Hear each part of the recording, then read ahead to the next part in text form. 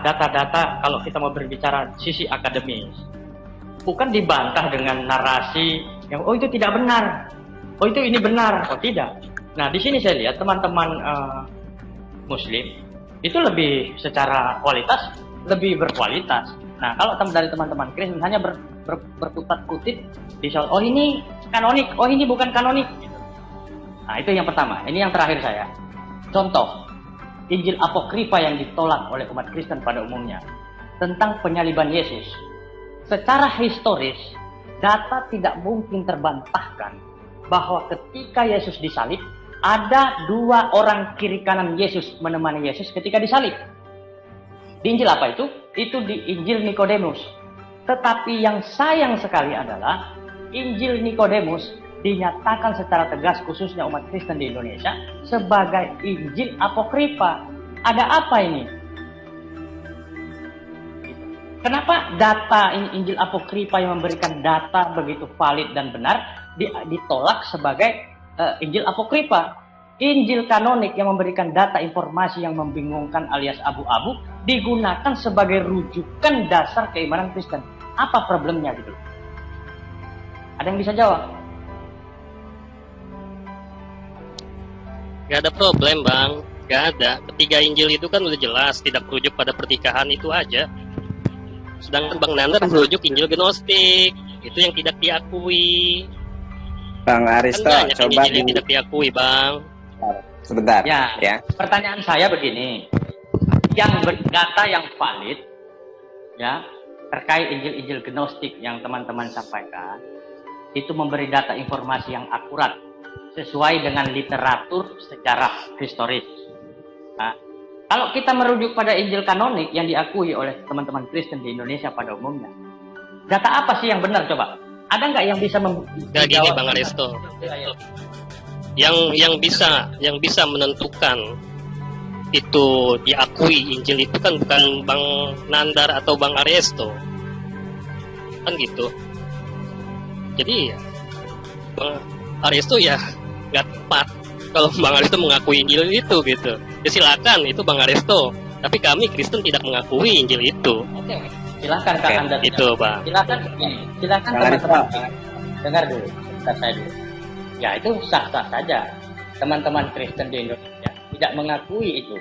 Tetapi faktanya yang tidak diakui itu ada dan informasinya ada. Datanya terhubung langsung dengan historis Yesus.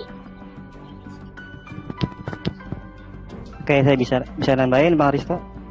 Boleh.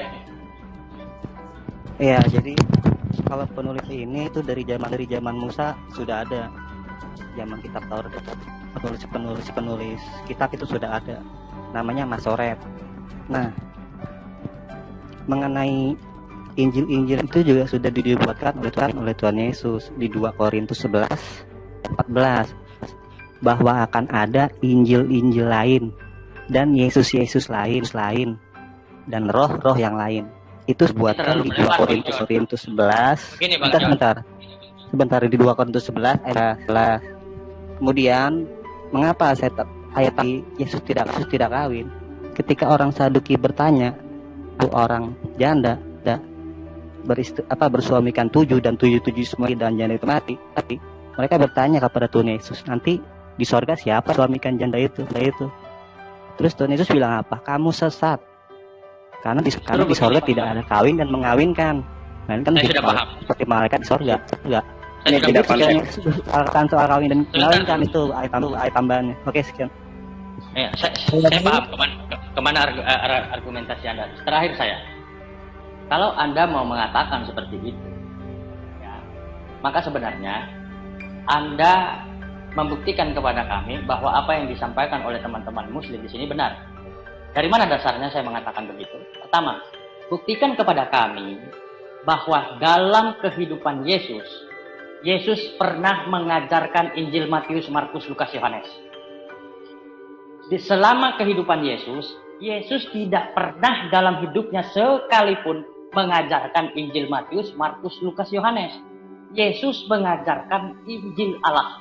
Tidak pernah Yesus mengajarkan Injil Matius, Markus, Lukas, Yohanes. Lalu dari mana yang dijadikan rujukan Injil yang katanya umat Kristen adalah Injil Matius, Markus, Lukas, Yohanes? Injil apa itu?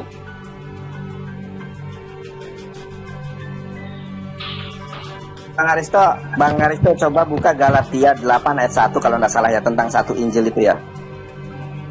Ya, jadi di dalam Galatia itu kalau ada orang yang membawa Injil lain, maka jangan diterima. Nah, Injil yang lain di sini itu Injil apa?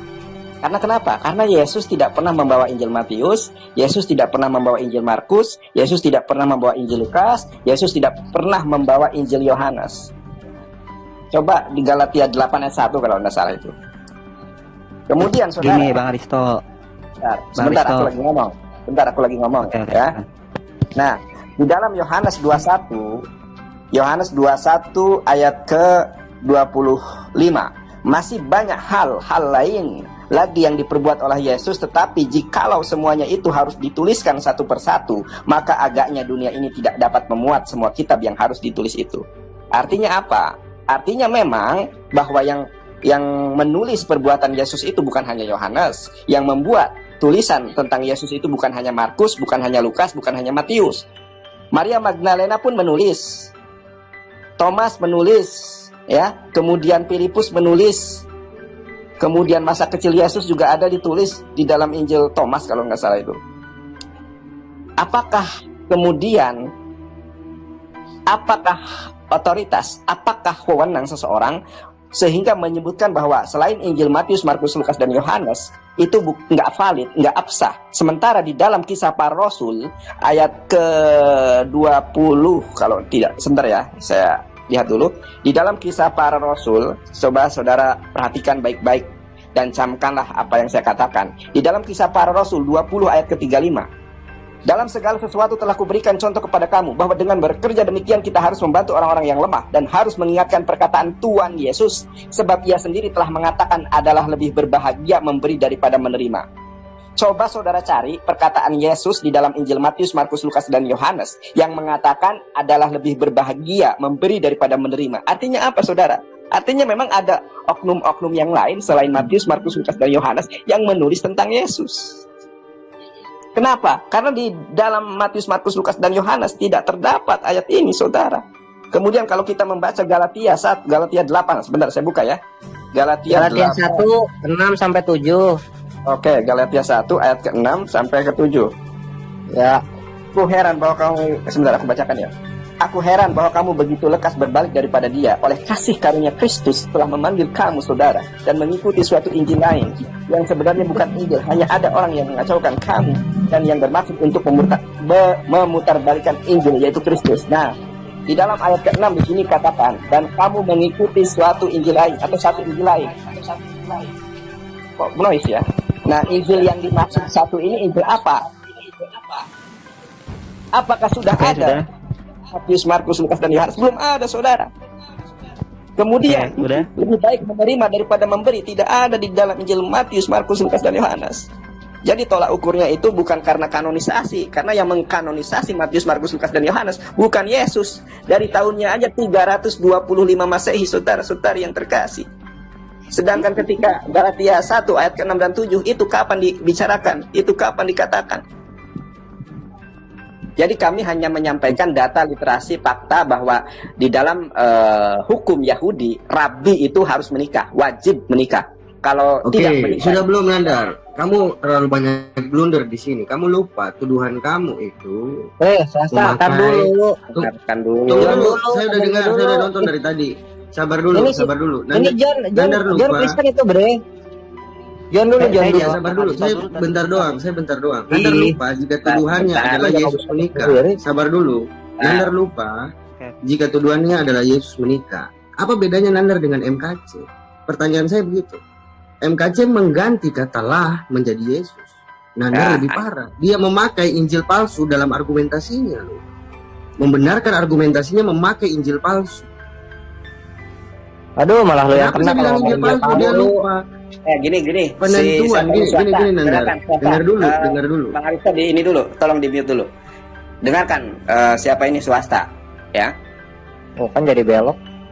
Iya, belok ini. Sudah Enggak. Sekarang kamu kan bilang kamu menggunakan Injil palsu untuk membenarkan argumentasi. Sebentar. Coba kamu buka Galatia 1 ayat ke-6. Nggak ada hubungannya dengan Yesus menikah. Harusnya kamu buktikan. Ya ini Ege, ini lagi bahas Injil, temen lu tuh lagi bahas Injil, makanya dibahas Injil, swasta. Enggak, saya sesuai topik. Topiknya apa tuh? Topiknya baca topik. Ya, makanya diam dulu. Temen lu lagi bahas. Anda Yonatan nanggepin. Bentar saya jawab yang Bang Aristo dulu tadi itu yang Iya. Lanjut. Saya membaca topik dan saya berbicara sesuai topik. Oke, perintah Yesus untuk menuliskan kitab Injil itu dari Wahyu 1 ayat 11. Apa yang kau lihat tuliskanlah di dalam sebuah kitab. Bla bla bla bla bla. Saat Wahyu 1 ayat 19. Karena itu tuliskanlah bla bla bla. Ayat 1 tuliskanlah. Wahyu 2 ayat 8, Wahyu 2 ayat 12, Wahyu 14. Masih banyak lagi. Jadi ini perintah Yesus untuk menuliskan kitab Injil. Nah, walaupun banyak ada kitab-kitab lain, ketika kita membaca pengajaran Yesus, perkataannya, perbuatan Yesus, kita kenal dan tidak akan Yesus menikah. Itu aja dulu. Kita kenal orangnya, kita tahu sifatnya, pengajarannya, pada tindakannya. Yesus tidak menikah. Dan Injil lain yaitu ya mungkin dari roh jati udara, tapi ketika kita kenal Yesus, kenal pengajaran, tindakannya, kita tahu. Biar gak lebar-lebar lah. Oke, sekian. Ya, gini aja dah. Oke, saya ikuti teman-teman Kristen. Yesus nggak nikah. Sekarang pertanyaan yang harus dijawab teman-teman Kristen yang ada di sini. Masalahnya apa Yesus kalau menikah? The Joker swasta. Oke. Satu hanya. Begini, masalahnya kalau Yesus menikah tidak bercela. Itu harus kudus, suci, tak bercela. Itu syarat penyalipan, menggantikan hukuman yang harus ditimpakan kepada kita. Sekarang saya tanya, kita bermain logika saja lah. Karena kalau bermain data juga, teman-teman Kristen akan mengatakan ini bukan ini bukan ini, ini bukan. Oke. Sekarang kalau Yesus itu tidak menikah, ya kan? Mohon maaf ini pertanyaannya agak sakit, tapi sekali lagi saya tidak mendiskreditkan. Ini diskusi yang fair. Yesus kan laki-laki, ya kan? Yesus lapar, kalian iyakan. Wajar, kodrat dia sebagai manusia. Yesus tidur, ya kalian iyakan. Dan di dalam prinsip keimanan Kristen, Yesus 100% manusia, 100% Tuhan. Nah, kemudian selanjutnya, pahami ya, saya ingin membuka sekali lagi paradigma teman-teman semua berpikir. Terlepas dari teman-teman mau katakan Yesus dan Nabi Isa itu dua pribadi, kami final, ya, ditembak sekalipun kepala kami akan tetap mengatakan bahwa Nabi Isa dan Yesus satu pribadi. Ya, jadi kami punya relevansi kemudian menyampaikan itu. Pertama, kalau Yesus itu tidak menikah, lalu untuk apa? Misalnya Yesus terlahir sebagai laki-laki. Kenapa dia nggak usah laki-laki, nggak usah perempuan gitu?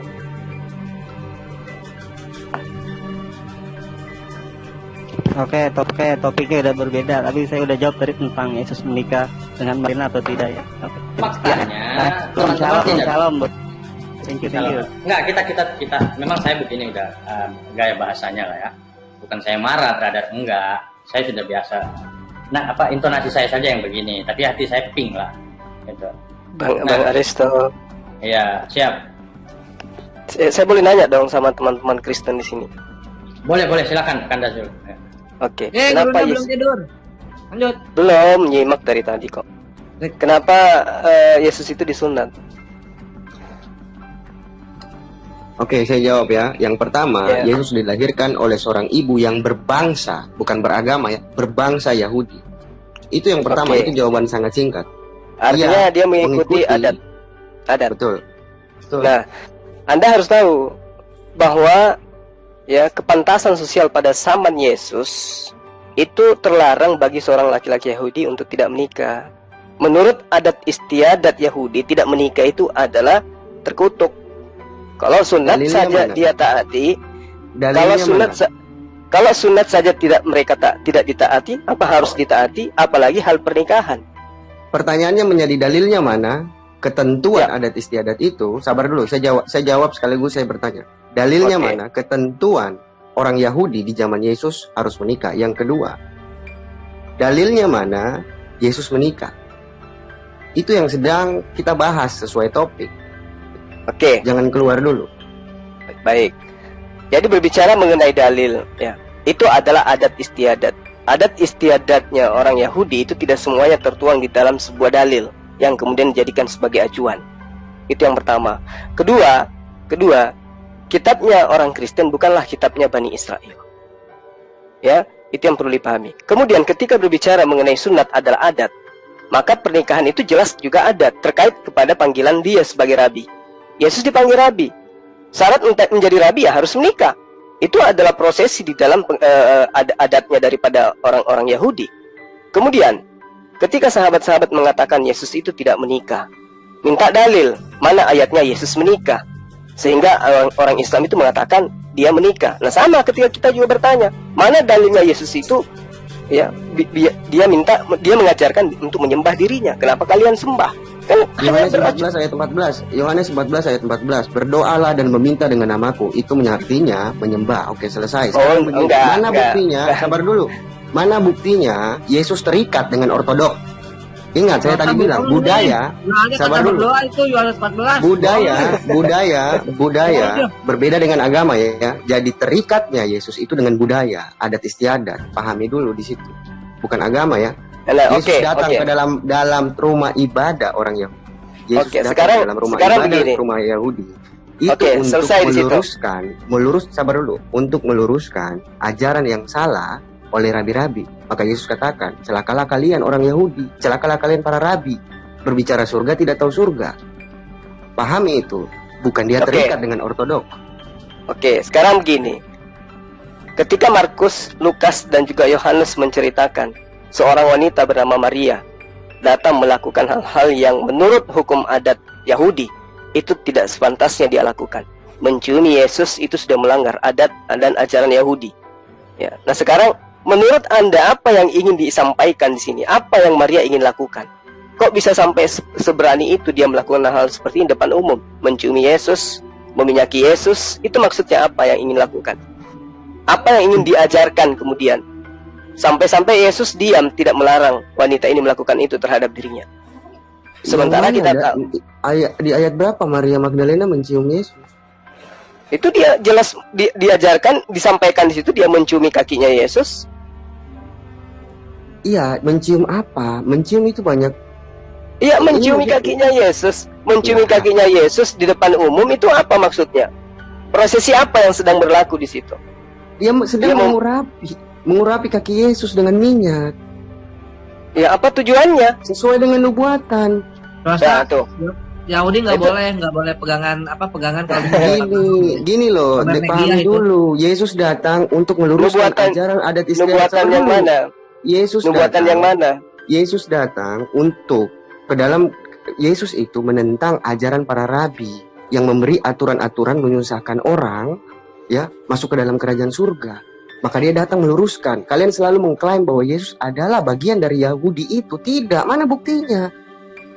Kalian kita yang menerangkan tanpa dalil. Tidak boleh menghilangkan setitik pun kata Yesus kan.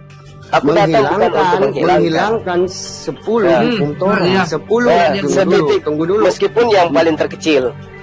Menghilangkan, iya, sejak kapan Yesus menghilangkan? Ya kalau begitu berarti bertentangan dengan yang Anda ucapkan tadi. Bukan 10 hukum yang paling terkecil sekalipun di dalam Yesus ajaran Torah itu tidak boleh dihilangkan. Maka Yesus katakan, kalian pernah dengar mata ganti mata, gigi ganti gigi. Adat istiadat itu yang Yesus hilangkan, yang menyusahkan orang untuk masuk ke dalam surga. Seperti apa? Kencing harus berdoa. Yesus hilangkan itu. Sunat, orang tidak bersunat tidak punya Tuhan. Yesus hilangkan itu.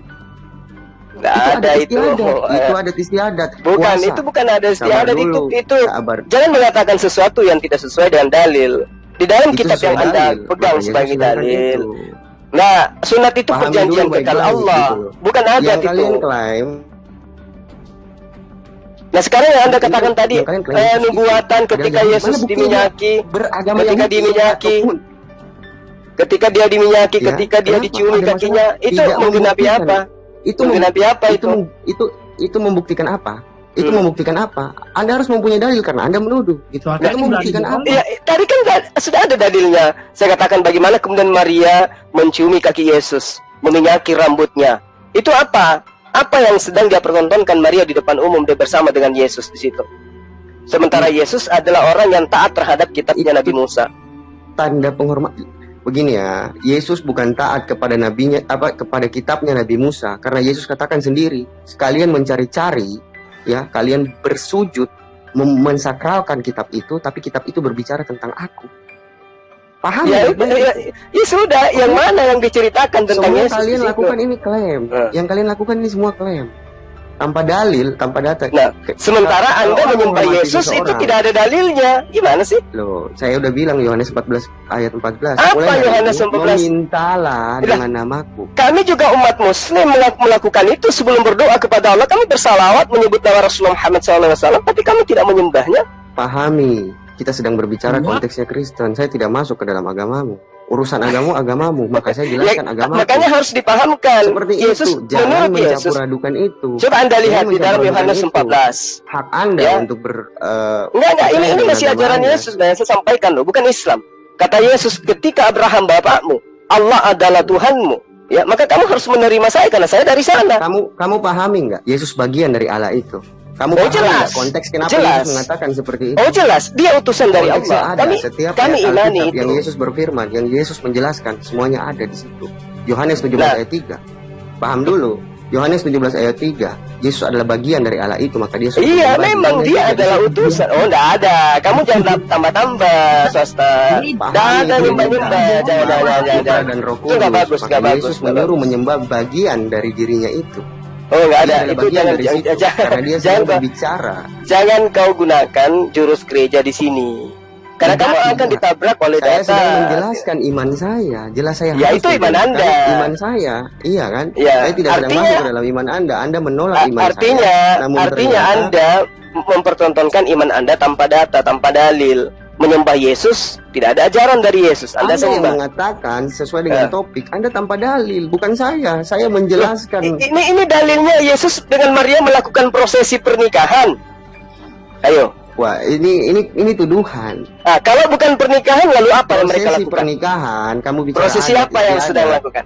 Kamu berbicara adat istiadat prosesi pernikahan orang Yahudi, bukan cara meminyaki kaki orang, bukan. Loh, coba Anda baca Kidung Agung. Kidung Agung itu bercerita tentang apa? Kidung Agung itu. Kidung Agung itu adalah syair-syair yang dilakukan kemudian pada saat pernikahan. Ya, itu adalah kitab tentang pernikahan orang Yahudi. Kiranya ia mencium aku dengan kecupan, karena cintamu lebih nikmat daripada anggur harum dan seterusnya. Dan itu diperhatikan oleh Maria. Orang-orang pada saat itu tidak menghukum Maria. Dia mencium, dia meminyaki Yesus, tidak ada yang komentar. Di dalil kitabmu tidak ada. Di Kidung Agung tidak mencium kaki, bukan kecupan. Itu kan kecupan, bukan mencium kaki, Bang Juma. Ya, justru karena itu, makanya tolong jawab, itu apa yang sedang diperuntukkan oleh Maria mencium kaki? Itu memang itu namanya menghormati. Oh ya, silakan. Menghormati? Penghormatan gimana? Itu aturan dari mana? Itu mencium kaki seorang rabi adalah penghormatan, bukan muhrim. Ya, acuan dari mana saat orang meminyaki kaki orang? Ya, sama. Dari mana saat orang meminyaki kaki orang adalah pernikahan, Suma? Nah, acuan dari mana? Bang Zuma, sekarang begini. Pernikahan itu menangis. Di ayat itu ada banyak orang menikah di mana menangis terharu, orang menikah dalam kehidupan. Pada ayat mana? Pakai dalil gitu, Bang Juma. Ada tidak? Nah, sekarang sekarang kalau itu yang menjadi acuan Anda kepada kita, pertanyaan sekarang, tolong dalil ayat acuannya Anda menyembah Yesus. Ada nggak? Dia Yesus mengajarkan. Ada nggak? Sekarang saya minta. Kalau Yesus disembah banyak. Mana dalilnya? Iya, Yesus disembah. Bahkan miliaran manusia menyembahnya. Yang saya minta rujukan dalilnya. Kenapa? Apa yang dikatakan dalam Matius 2? Apa? Coba Anda bacakan. Orang Majus. Siapa yang menyembahnya? Orang Majus. Berarti Anda pengikut Majus kan? Anda pengikut Majus kan? Oh, nggak bisa begitu, nggak bisa begitu. Karena Yesus mengatakan, jika engkau mengasihi aku, jika engkau percaya aku, engkau akan melakukan pekerjaan yang pernah aku lakukan. Sekarang Anda menyembah Yesus itu, Anda melakukan itu, rujukannya mana? Ya sudah, berarti orang Majus menyembah Yesus, saya ikut orang Majus menyembah Yesus. Oh, berarti Anda bukan pengikut Yesus. Loh, karena orang Majus Anda pengikut Majus kan? Ya, berarti Anda pengikut Majus. Anda pengikut orang Majusi. Betul, betul. Anda pengikut orang Majusi, bukan pengikut Yesus Anda. sekarang Anda jujur nggak bahwa Anda itu adalah pengikut orang Majusi, bukan pengikut Yesus? Jangan terbawa Pak Sabuk, jangan terbawa. Anda mengaku Anda mengikuti orang Majusi, sementara Yesus menyembahnya kepada Allah. Matius 8 ayat 2, orang kusta menyembah Yesus. Saya mengikuti orang berarti kusta. Anda pengikut orang kusta. Nah, Anda pengikut orang kusta. Orang kusta nyembah Yesus, Anda ikut-ikutan. Nah, sekarang yang saya tanya, Anda ini ikut siapa menyembah Yesus? Anda ngaku ikut orang kusta. Berarti Anda pengikut orang kusta. Yesus gimana? Yesus sendiri menyembah kepada Allah. Ayo. Matius 9 ayat 18, kepala rumah dia ikut menyembah Yesus. Nah, berarti Anda pengikut kepala rumah ibadat, bukan pengikut Yesus. Mengikuti logika Bang Juma, saya setuju. Saya mengikuti kepala rumah ibadat. Oh iya, memang. Nah, sekarang saya tanya. Oke, sekarang saya tanya. Yesus menyembah kepada siapa? Yesus menyembah kepada siapa? Ayo. Yesus menyembah bapaknya, nggak masalah kan? Bapak nggak masalah. Kenapa nggak ikut? Kenapa nggak ikut kepada Yesus? Kenapa nggak ikut kepada Yesus? Yohanes 10 ayat 30. Aku dan Bapak adalah satu. Satu apa? Masalah hakikat. Nggak masalah kan? Satu hakikat. Yesus hakikatnya apa? Yesus hakikatnya apa? Anak. Nah, berarti Yesus Bapak hakikatnya apa? Allah. Nah, sama nggak? Nggak sama dong, beda.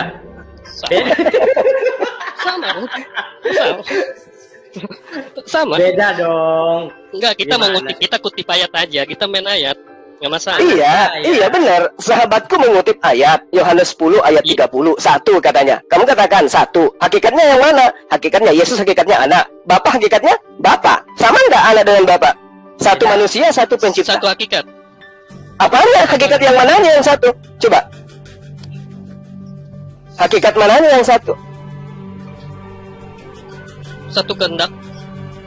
Oh, salah Anda. Coba Anda baca di dalam kitab Yohanes. Aku datang bukan atas kehendakku sendiri. Ayo. Aku datang atas kehendak, Bang. Loh, Yesus mengaku, aku datang bukan atas kehendakku. Ku itu siapa? Iya, kehendak Bapak. Loh, betul tidak? Yesus datang atas kehendak Bapak? Oh, nggak bisa. Yesus sudah mengaku. Yesus mengaku. Bisa, Bang. Di situ jelas. Loh, dengar. Kitab Anda di dalam Yohanes 14 dikatakan, aku datang bukan atas kehendakku sendiri. Nah, ku di sini siapa? Yesus. Nah, terus berarti Yesus tidak memiliki kehendak sama seperti Bapa, karena Yesus mengatakan, tetapi atas kehendak Dia yang telah mengutus aku. Beda kan? Hakikatnya di mana? Bapa di dalam Yesus kan gitu. Oh, nggak bisa begitu. Kan dia katakan ku. Bisa, Bang. Itu kan kitab saya. Itu kan saya, Bang. Sekarang saya tanya, ketika Yesus mengatakan ku, tunggu. Anda yang menafsirkan, bukan saya. Ketika Yesus, Abang yang menafsirkan, bukan saya. Oke, kita buktikan. Oke, kita buktikan.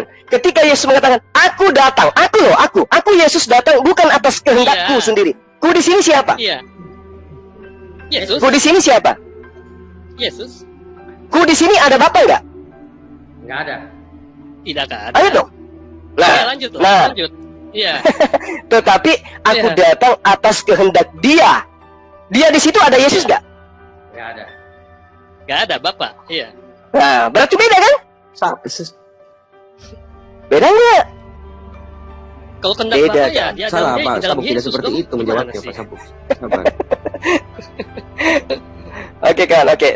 Saya hanya memberi peringatan aja saja. Anda mau terima silahkan, Anda mau tolak silahkan. Gini ya, yang pertama tentu Zuma Kentara tidak mengerti dua natur Yesus dan Zuma tidak mengerti Trinitas dalam Kekristenan. Jadi Anda mengatakan sabar dulu. Oke.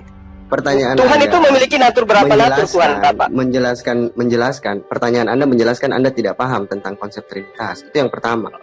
Yang kedua, Anda tidak paham Yesus tentang pernah ngajarin Trinitasnya, itu masalahnya. Ya, memang Muhammad mengajarkan tentang tauhid. Itu konsep yang tertulis di luar. Sabar dulu. Mana ayatnya semua? Tauhid itu apa?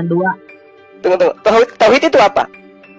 Iya, saya bertanya, mana ayatnya dalam Quran? Ya enggak, saya tanya dulu. Tauhid itu apa? Maka dari itu ketika Anda mengatakan bahwa Yesus apa mengajarkan Trinitas, di dalam itu Trinitas itu kan jelas. Sudah ada.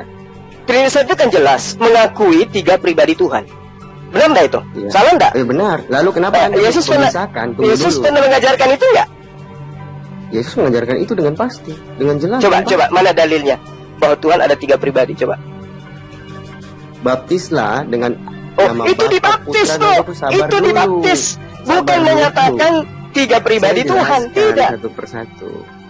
Tapi Itu di luar disiplin. konteks itu nggak apa-apa lah. Yang penting kita tahu kok tidak mengerti konsep Trinitas dengan jelas. Ya, Kau bertanya dan boleh, kau coba boleh. memisahkan antara Bapa, Putra, dan Roh Kudus, seperti itu saja pertanyaanmu ini. Sedangkan dari tadi saya menjelaskan bahwa tidak bisa kau memisahkan itu, sama seperti membra. Membra itu apa? Apa bisa dipisahkan dari Elohim? Tidak mungkin kan? Datanya jelas.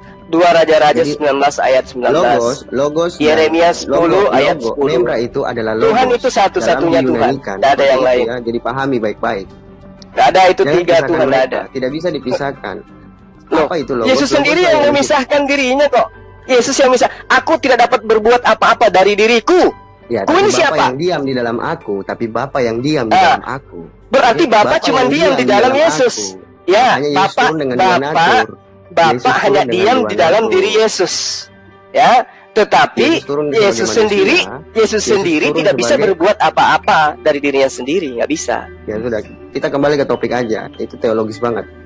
Jadi perlu membuktikan tuduhan kalian bahwa Yesus menikah melalui Injil, ya iman Kristen, bukan Injil palsu. Nah itu lagi masalah juga itu Seperti kawan itu. swasta. Itu Ah. masalah juga tuh. Kau katakan Injil yang lain palsu, kemudian Injilmu asli. Bukan Apa saya, dasarnya? bukan saya yang katakan. Itu iman saya sudah ditetapkan. Ketika saya mengatakan, Oh, berarti imani Loh, saja. Ya. oh bukan Begini seperti Bang itu.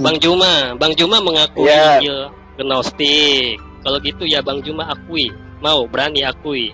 Kalau di Al Imran Isa menghidupkan burung, membuat burung dari tanah. Ada Ya. di Injil Gnostik juga, Injil Thomas. Kira-kira Nah. mau mengakui itu juga? Oh, kita tidak Merujuk berdasar ke kepada situ. Injil Kami Thomas. merujuk kepada Al-Quran. Apa yang diterangkan Al-Quran itulah yang benar. Nah sekarang kalau Anda mengatakan Atlasus itu salah, terus yang di kanon Iya. itu benar, apa dasar Anda mengatakan itu? Enggak, saya mau tanya yang berlaku balik lah ya, sebaliknya lah ya Bang. Kalau Abang Ya. mengatakan Yesus menikah berdasarkan Injil Gnostik, Filipus, di dalam Quran, Isa menciptakan burung, itu juga ada di Injil Gnostik Thomas. Apakah Bang Juma juga mengakui atau bagaimana? Maksud saya seperti itu. Ya dalam Al-Quran memang sudah di dalam Al-Quran memang sudah dikatakan salah satu mukjizat dari Nabi Isa itu adalah membuat tanah ya berbentuk burung, lalu kemudian dengan izin Allah burung itu tanah itu ditiupkan roh, kemudian tanah itu berupa kemudian menjadi burung. Itu mukjizat. Itu tidak ada masalah Ya, di itu situ. ada. Terus apa yang Iya, maksud saya itu ada di Injil Thomas. Sejak Injil kapan Gnostik. ada? Bentar dulu. Sejak kapan Islam itu mengatakan Injil Thomas, Injil Filipus, Injil Matius, Injil Markus? Ya, maksudnya Injil Lukas? narasinya Bang Nggak ada. Aresto, narasi Ya. narasi yang ada di Quran itu. Kalau narasinya tentang Isa. sama dengan Al-Quran, nggak ada masalah. Rujukan kami adalah Al-Quran. Quran? Ya itu kan perlu Nah, dianalisa.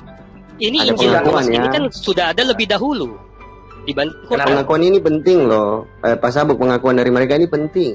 Rujukan dari mereka ada Al-Quran. Rujukan dari seluruh umat Kristen adalah Tabiblia yang sudah kita ketahui bersama. Apa Nah, saja rujukan lu aja bukunya Yahudi gimana sih? ya. Jadi iya Tabiblia kan. Saya kan sebut Tabiblia. Di Ali Imran Oke. juga, kawan, Ali Imran ayat Jadi- 49 dikatakan Yesus membangkitkan orang mati juga ada. Iya. Musa juga bangkitin orang mati kok di Al-Quran, Gurunda. Iya. Gak susah itu bangkitin orang mati tuh, nggak spesial. Sama nggak spesialnya dengan orang menikah gitu. Ya nggak Ali sih? Imran Iya, tapi itu kan 49. yang angkat Suma. Jadi kamu jawab Suma tuh, Triun.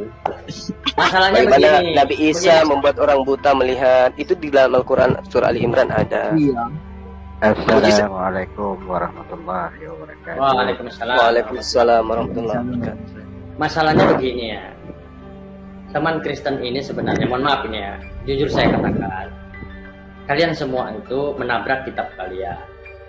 Oke, memang secara eksplisit di dalam Injil kanonik tidak ditulis Yesus duduk kawinan ngundang terus makan daging onta bakar misalnya itu, memang nggak ada, ya kan? Jadi gini ya,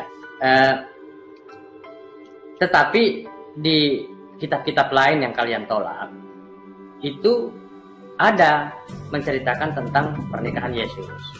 Nah, kalian katakan itu Injil Gnostik, Injil Apokrifa, gitu kan. Tetapi yang jadi problem, Injil Apokrifa ini, ya, Injil Apokrifa lebih akurat memberikan informasi tentang kehidupan Yesus.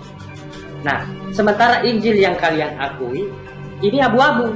Contoh yang tadi sudah saya harus ulang lagi gitu.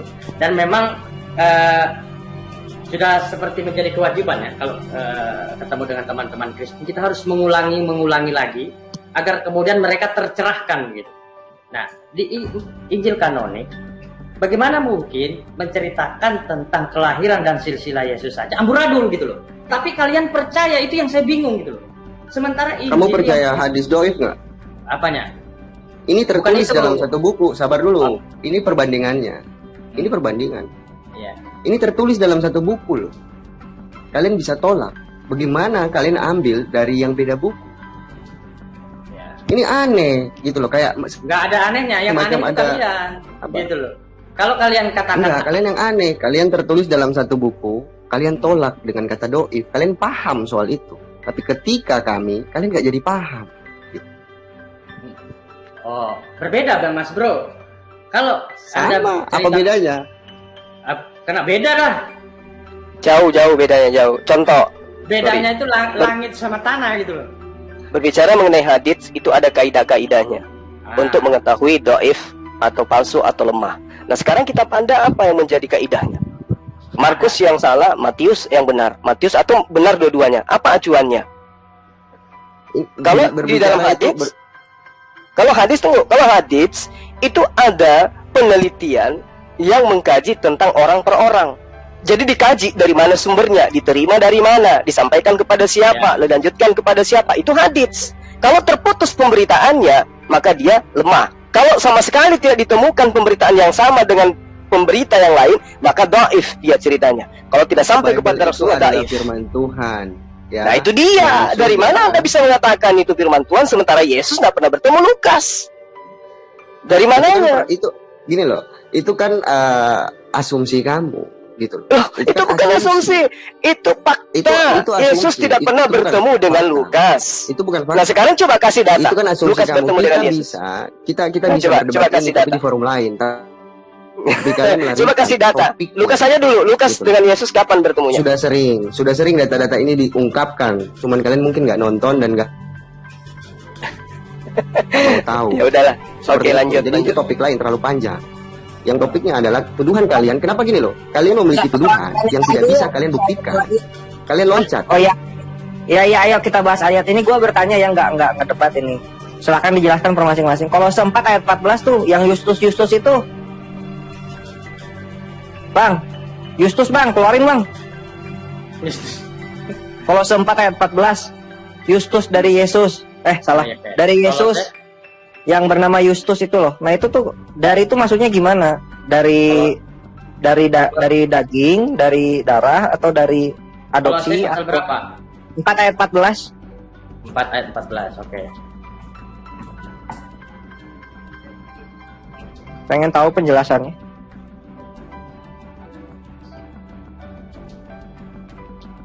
Karena Yona tuh ini tuh pasti fasih banget tuh jelasin itu.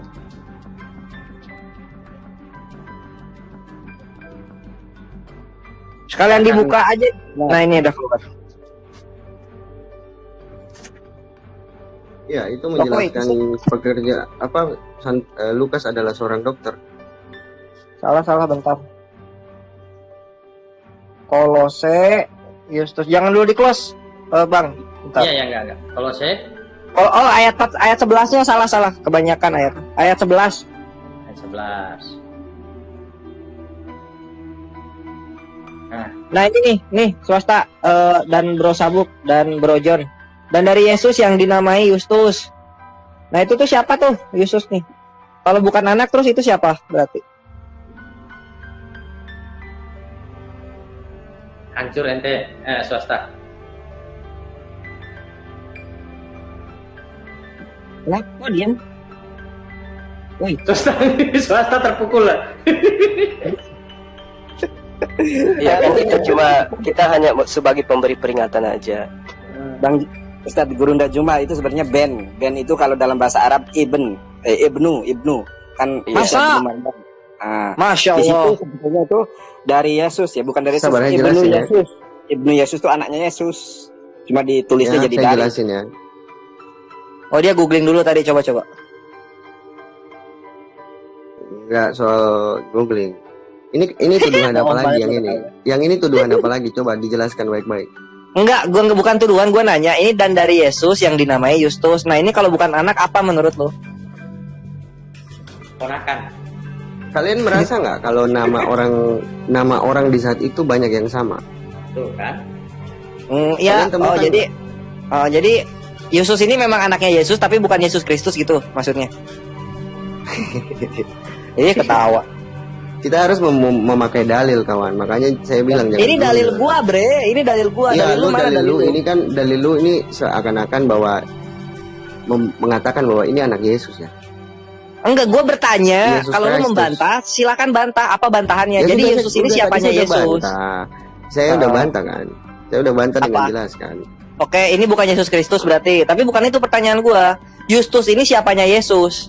Apa lu sepakat dengan gua bahwa Justus itu anak atau bukan Beda lah. gitu loh? Beda lah. Bukan Itu anaknya bagian- Yesus. Itu bagian dari murid-murid Yesus atau murid-murid para rasul. Berarti Yesus ngirim muridnya Justus ini Kamu pernah ngirim dengar murid. nggak Yesus mengirim 73 orang ke mana-mana? Pernah.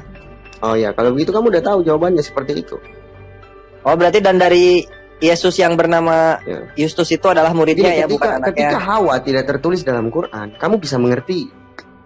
Hawa loh, istri Adam, Kenapa? kamu bisa paham tentang itu. Kan itu ada di hadits.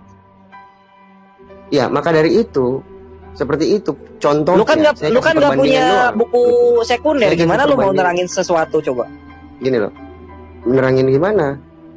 Iya, lu kan Kamu pakai ini kitab, gini Katolik loh. tapi lu salah Kamu mengerti, sabar lu dulu, kan kamu Katolik mengerti. tapi lu kan salah skriptura gitu, nggak memahami Sabar dulu. buku-buku sekunder yang lain. Gimana lu mau memahami Yesus coba? Sabar dulu, kamu bisa memakai kitab kuning sebagai rujukan kamu beragama atau iman kamu. Kalau saya memakai buku Ekaristi, sabar dulu ya, saya kasih perbandingan. Nah, lu aja, juga biar punya kamu buku paham. Ekaristi berarti ya? Iya dong, seperti Bagus, itu. Jadi kita gitu. punya Nah, buku-buku, kalian kurang Di sini belajar kita saja, tos kurang tangan, main. Bre. Main, Mari kita main- keplak-keplakin main- Protestan. main kalian kurang jauh untuk memahami kekristenan. Seperti Punya kitabnya. Deuterokanonika punya punya. lah, Kalau nggak sebelum punya, menjadi mana coba? sebelum menjadi Katolik, Enggak, mana itu lihat. kita harus Saya belajar ada, katekisasi. saya ambil sekarang. Punya nggak? Tinggal Yang digambar dari aja, Blora banyak udah kok pada itu. pulang. Jadi bukan begitu maksudnya, Bro Swasta. Belajarlah menjustifikasi. Kalau kamu katakan kami kurang membaca, sekarang saya balik. Anda punya tidak kitabnya? Jangan searching saya di Google. punya. Saya Saya punya, jelas. Mana Jelas, coba? karena Coba saya lihat. sudah dibaptis. Sama-sama kita ambil. Coba sini. Sama-sama kita ambil. Oh. Kita lihat. Saya punya jelas, itu jelas sekali saya kalau punya. cuman Makanya saya sebutkan, saya kalau contohkan saya- buku panduan Saya punya. iman. Buku panduan iman. Saya punya kitab Katolik. Saya punya kitab Katolik yang datang langsung dari Roma. Ada masih bahasa Roma. Jadi jangan Anda bilang kami tidak pernah membaca, justru kami lebih Ya, maka dari banyak itu yang membaca tadi daripada untuk Anda. perbandingan, untuk perbandingan tadi. Ya Saya jangan mengatakan katakan untuk nggak pernah perbandingan. baca. Gitu.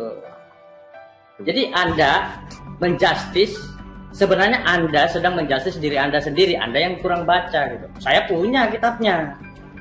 Itu problemnya. Anda punya tidak? Kalau cuma searching di Google bisa.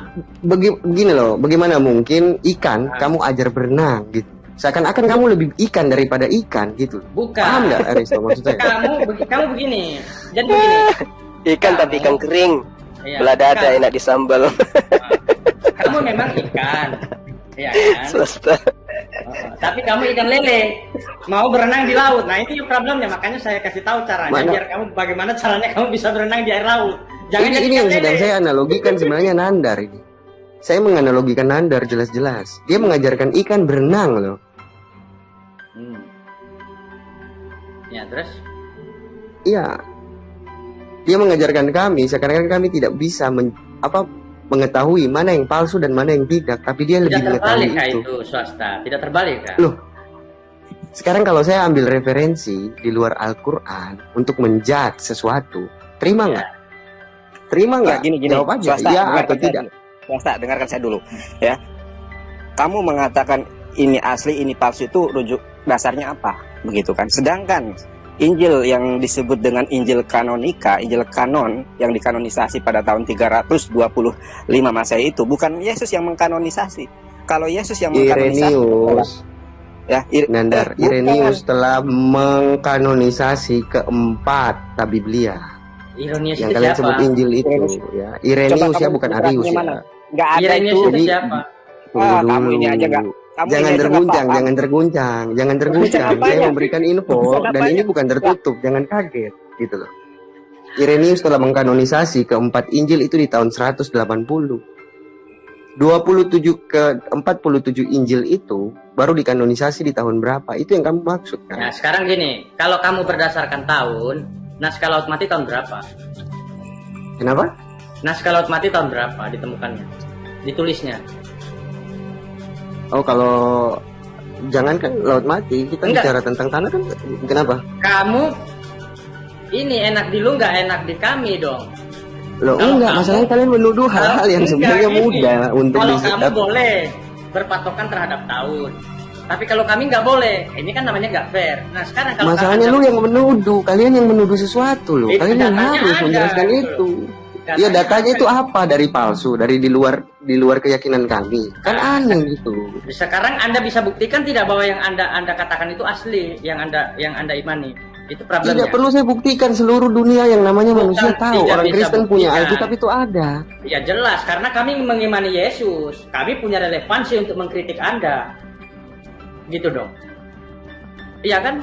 Nggak bisa Anda bilang, oh jangan, oh nggak boleh. Ya, kecuali Anda bisa membuktikan sesuatu, tapi kesalahan kalian adalah mengambil Injil palsu yang tidak diakui oleh orang Kristen. Ada Injil palsu itu nggak ada, bro. Gini, nggak apa-apa kita. Kecuali lu ralat. Sekarang lu ralat begini, loh. Isa Al-Masih yang menikah itu oke, itu hak Anda, kawan. Anda masuk dengan kata-kata nama Tuhan kami, ada proper name, bro. Ketika saya memakai nama Tuhanmu, ada proper name. Masalahnya Tuhan yang Anda sembah itu adalah nabi kami, dan nabi kami itu menjelaskan bahwa dia bukan Tuhan. Maka ini problem yang harus kami luruskan. Yang urus itu siapa? Tidak ada ya dari keimanan Kristen yang urus itu, terserah. Ya terserah. Tapi yang kami tanya gini loh, referensi atau dalil bahwa Yesus yang Nandar katakan meninggal itu mana? Loh, datanya boleh tanggapi nggak, Bang? Data-datanya sudah kami hadirkan, kan gitu. Ya. Nah, sekarang begini, jangan batasi kami. Oh, jangan ngurus Yesus. Jangankan kalian, malaikat aja nggak boleh larang kami. Tetap kami tabrak. Saya nggak pernah larang jangan urus Yesus. Siapa yang bilang jangan? Saya nggak bilang gitu loh dari tadi. Oke. Sebentar, Bang.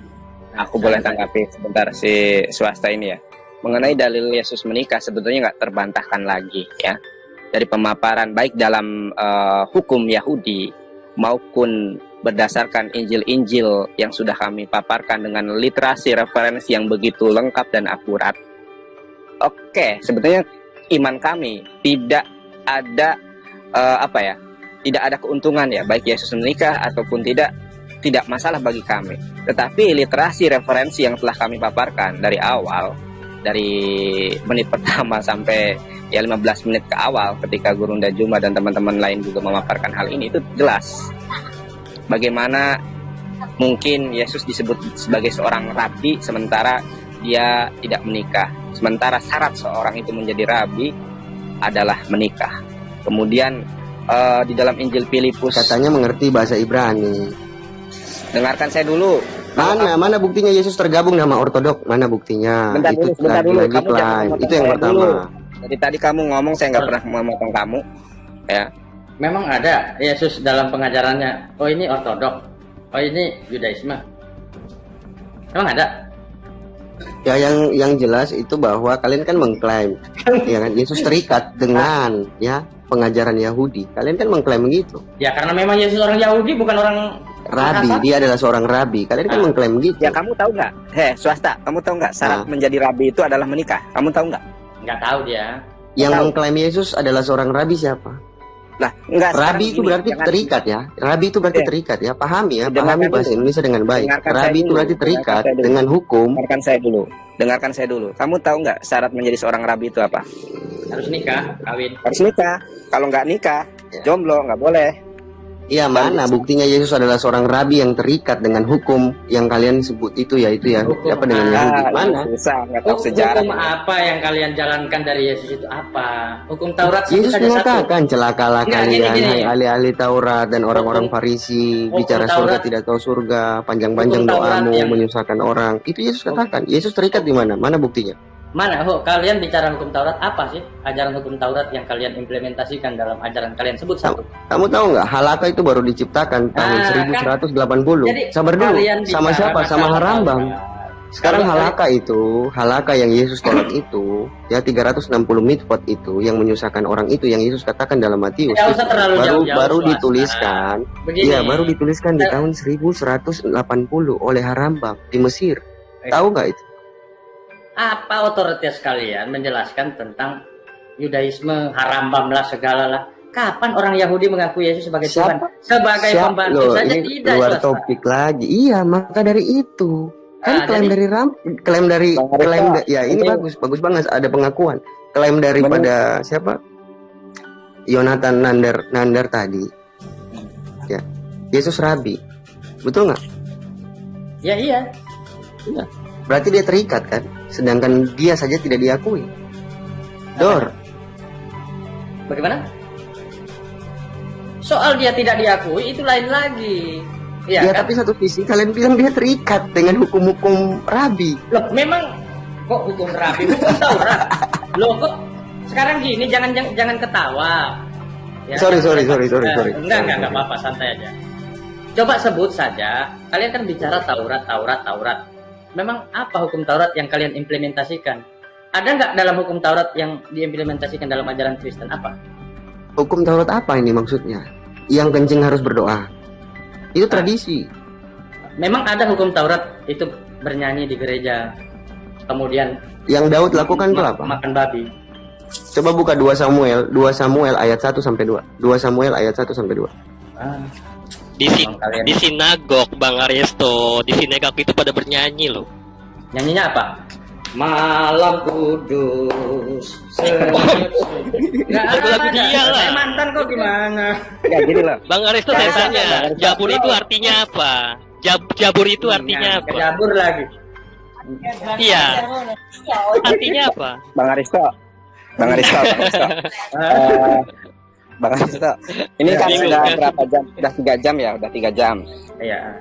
Kita tidak memaksakan bahwa mereka harus meyakini atau mengiyakan pemaparan kita. Yang penting kita sudah menyampaikan dengan data, literasi, fakta yang ada bahwa memang Yesus menikah. Kalaupun mereka menyangkal, itu hak mereka untuk menyangkal. Nah, kalau ingin berdebat, nanti kita agendakan untuk berdebat biar lebih fair gitu kan. Sementara ini sudah 3 jam, mungkin teman-teman juga udah terlalu lama ya. Kalau Aristo, saya juga mau mau ngasih saran, nggak apa-apa ya ke Bang Nandar. Mau kasih saran aja. Kalau Bang Nandar mempelajari Injil-Injil Gnostik, pelajari juga Basilides juga. Yesus diserupakan itu Basilides. Masalahnya Injil Thomas. Yesus menciptakan burung. Pelajari juga, nggak masalah. Kalau Bang Nandar mau terima atau enggak nanti pelajarinya silakan. Ada memang ada. Sudah saya pelajari. Jangan cuma satu yang bentar dulu. Oke. Sebelum Anda ngomong, saya sudah tahu itu bukunya sudah ada. Dan memang Yesus tidak pernah disalib begitu menurut buku itu. Nah, saudara, yang saya ingin sampaikan di sini adalah bahwa tema kali ini, pembelajaran kali ini dan kebenaran firman Tuhan yang ingin saya sampaikan pada malam hari ini adalah bahwa Yesus menikah berdasarkan literasi, fakta-fakta dan data-data yang telah kami paparkan dari semula di menit pertama sampai menit pertengahan sebelum kemudian ada partisipan yang masuk untuk mendiskusikan hal ini.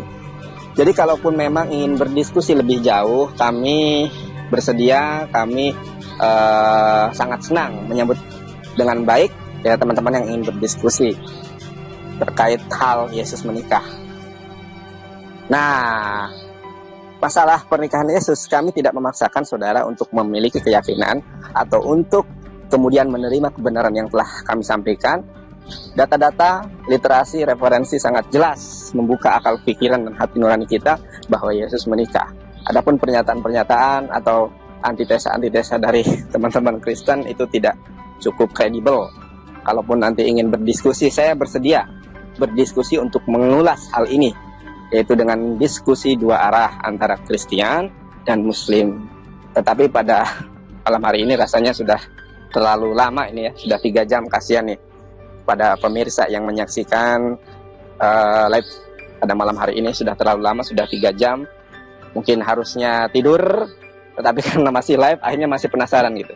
Mungkin diagendakan saja Bang Aristo, kalau swasta memang pengen kita berdiskusi atau saya dengan dia berdiskusi, silahkan nanti diatur waktunya. Katanya swasta juga pandai Ibrani, nanti kita adu baca, karena Gracia Pelo kan ngacir dalam hal ini. Gitu Bang Aristo. Oh, Bang Joker, Bang Joker swasta ini orang Ibrani. Bang Joker pen apa ini namanya? Enggak, dia itu kan suka ini pamer bahasa Ibrani. Saya pengen tahu sejauh mana dia bahasa Ibraninya. Nanti kita adu tes baca coba nanti sama siapa swasta ini. Gitu aja Bang Aristo. Terima kasih kepada Gurunda Juma. Ya, Masya Allah, guru yang saya hormati, guru yang saya inspirasi banget nih, sangat luar biasa pemaparannya. Terima kasih kepada teman-teman Kristiani yang telah bergabung pada malam hari ini, kesempatan malam hari ini. Kiranya Tuhan menjamah saudara, kiranya Tuhan memenangkan saudara, menangkap saudara, menyelamatkan saudara, memilah, memilih. Kutip dari Quran dong, jangan kutip dari Injil, kutip dari Quran. Sebentar dong, nggak ada ya? Selesai ini, sebentar. Kiranya saudara dipilihkan menjadi pribadi baru, manusia baru di dalam iman dan Islam. Haleluya. Haleluya. Puji Tuhan. Allah Subhanahu wa taala. Dari Quran nggak ada ya, kasihan. itu bukan dari Bible, nggak ada itu. Coba aja cari ayat itu gitu. kayak. Oh, iya. Iya, nggak ada itu. Itu kata-kata yang dibuat di Indonesia aja. Di luar negeri nggak ada kata-kata itu. Gitu aja Bang Aristo. Terima kasih kepada teman-teman yang sudah hadir di live chat. Inilah ya. Kalau ada berbeda paham, mending lebih baik didiskusikan. Jangan ngacir seperti Gracia Velo. Terima kasih teman-teman, mohon maaf. Saya terakhir dari saya, apabila ada jarum yang patah, jangan disimpan di dalam peti. Apabila ada kata-kata yang salah, jangan disimpan di dalam hati. Bye-bye. Lehitrot, behayom hamis. Keren, cadas. Iya. Ya, saya juga. Kita tutup aja ya, Pak Bro Swasta dan Bang Sabuk ya. Kandazul, mungkin ada closing statement? Baik, sedikit dari saya ya, bahwa apa yang kita perbincangkan malam ini ya kaitannya dengan pemahaman Islam Kristen tentang Yesus. Ya, kita mengambil sisi Islam menganggap ini adalah sisi baik ketika menyampaikan bahwa Yesus itu menikah, membantu memperkuat argumen Kristen bahwa Yesus itu adalah 100% manusia. Itu dari sisi manusianya kita perkuat bahwa Yesus itu menikah sesuai dengan dalil-dalil yang dipertontonkan oleh Lukas, Markus, Yohanes, bagi Matius, bagaimana kemudian seorang wanita yang melakukan satu prosesi ya, prosesi yang dimana prosesi itu adalah merupakan penggambaran daripada apa yang tertuang di dalam Kidung Agung. Ya, sahabat Kristen mau terima ataupun tidak terima itu adalah hak daripada sahabat Kristen. Ini tidak ada paksaan. Kita hanya menjelaskan. Ya, kita hanya menyampaikan saja sesuai dengan pandangan kita. Itu pandangan umat Islam ya. Itu pandangan umat Islam, bukan menghujat, bukan menghina. Demikian dari saya Dinda Aristo dan semua sahabat ini. Terima kasih sahabat Kristenku. Siap. Ya. Saya dikit ya Aristo. Oke, silakan Bang Swasta. Bagi saya begini, bagi teman-teman Kristen yang nonton ya, jangan sakit hati. Mari kita semakin dewasa. Orang seperti Nandar ini perlu ada biar iman kita semakin kuat. Iblis biasa menggodai orang. Dan Nandar salah masuk sih sebenarnya di ruangan. Jika dia ingin mengangkat Injil-Injil palsu, harusnya dia berdebat dengan Gnostik, orang Gnostik seperti itu. Sekali lagi untuk teman-teman Kristen, jangan baper. Kalau kalian ingin nonton debat agama, harusnya kalian siapkan mental. Tenang aja, saling cubit itu biasa. Jangan baper, jangan main lapor, itu nggak baik. Itu aja pesan saya. Thank you. Thank you. Ya. Dan Bang Sabuk El Katel. Ya, dilanjut aja. Oh Bang siapa nih? Bang Ari Karyanya. Arif Karya. Silakan Bang. Closing Bang. Nggak ada apa-apa, cuma nyemak aja. Baik. Thank you. Thank you. Ya, jadi teman-teman sekalian ya, khususnya kepada teman-teman Kristen pada umumnya ya. Kalau saya memang sudah seperti ini, tapi bukan berarti saya marah atau saya benci, tidak, sama sekali tidak. Memang ya sudah cetakannya dari sana seperti ini ya, mau gimana kan? Intonasi saja yang besar ya, kadang-kadang terlihat kayak apa, tapi enggak. Hati saya pink. Gitu. Mohon maaf ya jika ada salah kata ya. Yang benar itu tentunya datang daripada Allah Subhanahu wa taala. Yang tidak benar itu datang dari diri dan kekurangan kami pribadi. Tentunya kalau ada kekeliruan ya, kami perlu banyak belajar lagi untuk menjadi baik. Ini hanya diskusi ya. Jadi kalau kemudian para narasumber yang hadir di sini salah dalam bernarasi, salahkan diri mereka, jangan salahkan agama mereka ya. Akhir kata, mohon maaf. Wallahu a'lam bishawab, wabillahi taufiq wal hidayah. Wassalamualaikum warahmatullahi wabarakatuh. Salam dan selamat pagi.